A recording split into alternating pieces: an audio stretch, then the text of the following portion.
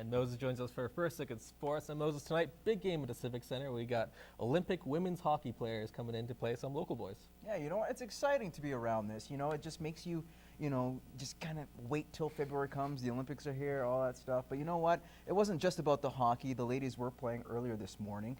The team had some fun with members of the Bantam girls hockey team. Matt Schumont has more. On the ice this morning for a pre-game skate ahead of their game against the Baker Hughes Bobcats, some members of the Canadian women's hockey team had some fun with the Europump Ice Cats. I'm so proud to be able to do that because I didn't have that chance when I was a young girl to have like players that I look up to, and for them to have a chance to come and meet the Olympic players, I feel like it's a great opportunity to learn from the best. Well, I think it's a good opportunity for them to skate with us, and at the same time it's good for us to have some fun with them and just give them some tricks sometimes, or just laugh and just have fun on the ice. It will be back to business tonight, and currently in the middle of their Alberta circuit, playing all the teams in the AMHL. The team feels these games give them a leg up going into the Olympics. The speed of the game, it's fast. We play on small ice too. Like, at the Olympic we play on the bigger ice. We have more time to make plays. Here it allowed us to push the girls and make them play at a faster pace. That's why we do what we do. It's a long year for us. We're a part of the midget series, and they give us great games every single time that we play a game. They bring their best, and that's only helping us get better and helping us prepare for Sochi. Now, normally Team Canada is used to playing in big arenas around the world, but they say coming and playing in places like the Border City is something they enjoy just as much. It's always great, and I think the crowds here, when you go to a local place, smaller place, they're great, and they come out and they're always cheering for you. And they want to see us, and we want to perform for them, and it's kind of their way of telling us that they're behind us going to Sochi. So it means a lot to us when we get fans out here. Puck drop for tonight's game is at 7:30. Matt Schumont, Newcap Sports. All right, moving on to the Lloydminster Universal Heat. They're back in the Border City after spending last weekend in Medicine Hat for the Hockey Hounds Bantam AAA tournament. After going 3-0 in the round robin, the Heat suffered their first loss in the quarterfinals to the Burnaby Winter Club. The Heat would wind up 5th place in the tourney. We knew that missing a couple bodies, it was going to be a more difficult task than we had originally planned. We were really hoping to win the whole tournament, and we won our first 3 games pretty easily, and then got in tough against Burnaby, who was a great hockey club. Returning to their regular season games this weekend with a pair of them, the Heat will have a tough test on Sunday when they take on SSAC, who just happened to win the Hockey Hounds tournament.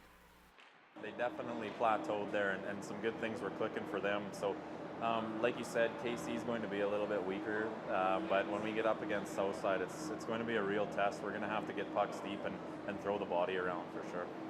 In the AJHL, the Bonneville Pontiacs faced the red-hot Spruce Grove Saints squad at the RJ.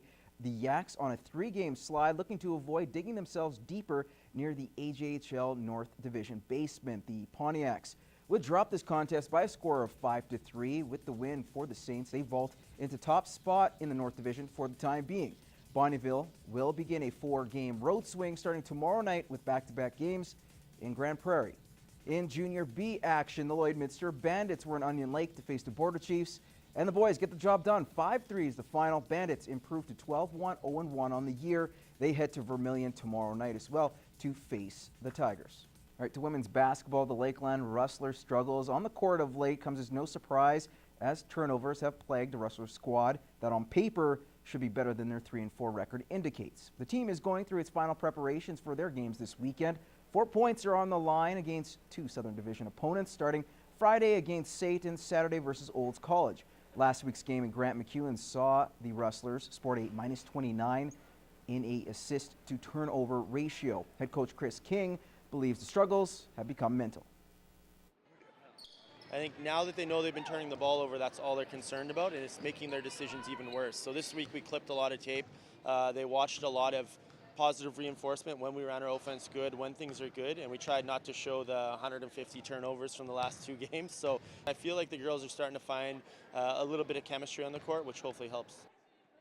All right, PWM Steelers climbed to 2nd place in the major midget standings, and the credit could be to their goal scoring, thanks in large part to the play of Delaney Ross. Matt Schumont has more on the sniper in this week's Superstar Next Door. Getting into hockey at a young age, Delaney Ross has tried to follow in her dad's footsteps.